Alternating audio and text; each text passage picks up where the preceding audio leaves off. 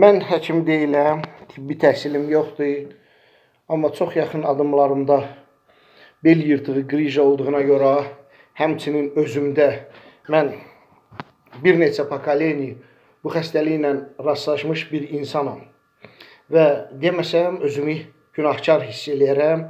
Çünki bu xəstəliyin ağrıları, fəsadları çox olur. Birincisi onu demək istəyirəm ki, utanmayın. Bu xəstəliyin birinci dərmanı utanmamaqdır. Skalyoz əmələ gəlir, bunda insan da əyilir bir tərəfə. Yar zarafat, yar gerçək deyəcəklər ki, mostun qaçıb filan bəsməkan.